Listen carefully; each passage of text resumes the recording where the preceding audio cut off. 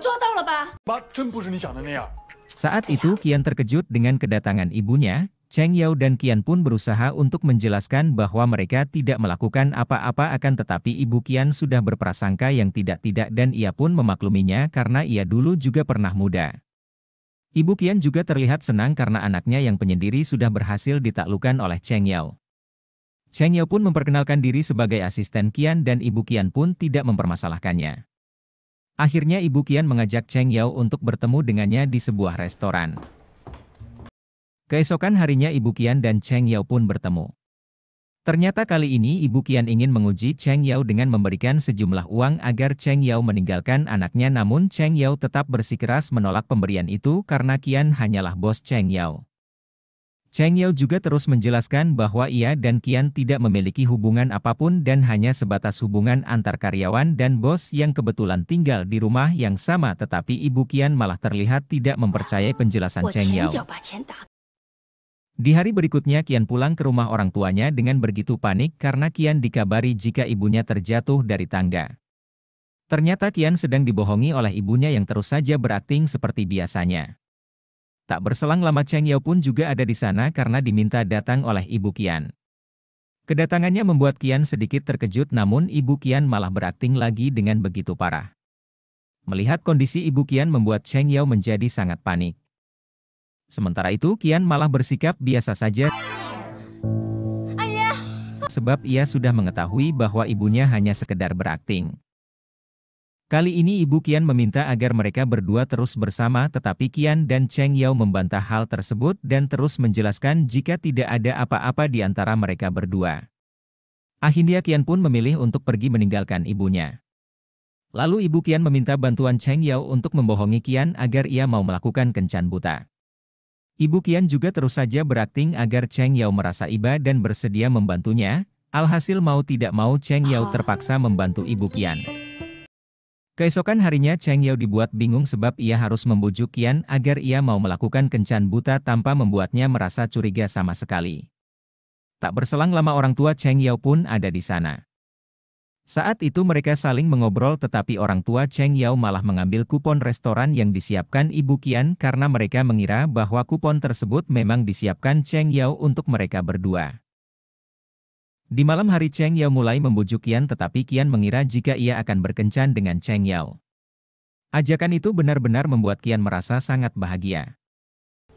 Di hari berikutnya Qian lebih dulu sampai di restoran tersebut namun ia malah dihampiri oleh seorang wanita yang lumayan seksi. Qian yang mengetahui bahwa pertemuan itu direncanakan oleh ibunya membuat Qian merasa sangat kesal. Qian juga ingin meninggalkan wanita tersebut namun perkataan wanita itu membuat Qian terpaksa tetap berada di sana.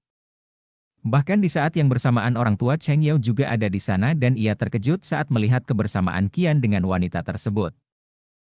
Hal itu benar-benar membuat orang tua Cheng Yao begitu marah padanya, wanita tersebut juga pergi meninggalkan Qian.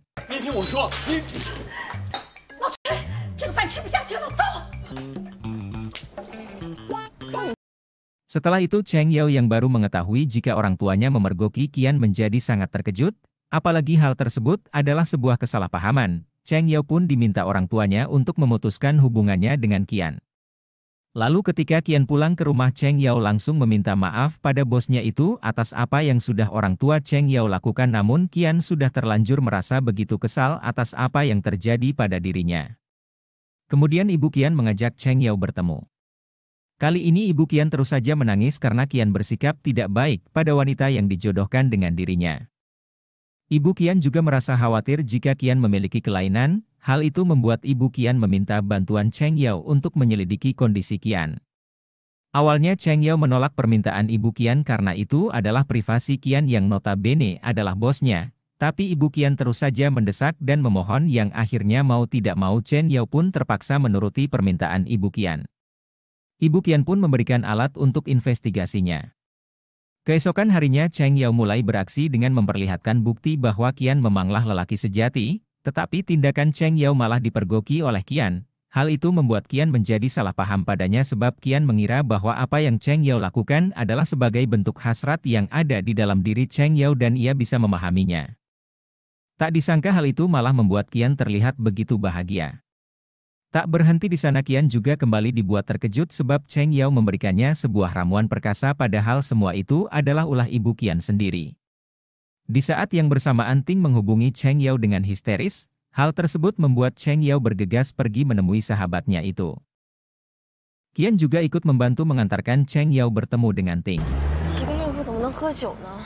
Di malam itu ternyata kondisi Ting benar-benar sangat buruk karena suaminya sudah tidak lagi menginginkan dirinya dan anak yang masih ia kandung. Beruntung Cheng Yao menemui Ting di waktu yang tepat. Mengetahui kondisi Ting langsung membuat Cheng Yao menenangkannya. Qian pun memperlihatkan kepeduliannya pada kedua gadis itu, bahkan tiba-tiba saja Qian malah bersikap romantis pada Cheng Yao. Sampai akhirnya Qian mengantarkan mereka pulang ke rumah Ting. Tak disangka di sana mereka malah memergoki suami Ting sedang bersama wanita lain. Hal tersebut membuat Ting dan wanita itu bertengkar dan saling menyalahkan, bahkan parahnya lagi suami Ting lebih memilih wanita tersebut dibanding Ting. Alhasil Cheng Yao langsung membawa Ting untuk pergi dari sana. Saat itu Qian terus prihatin melihat kondisi Ting sahabat asistennya tersebut.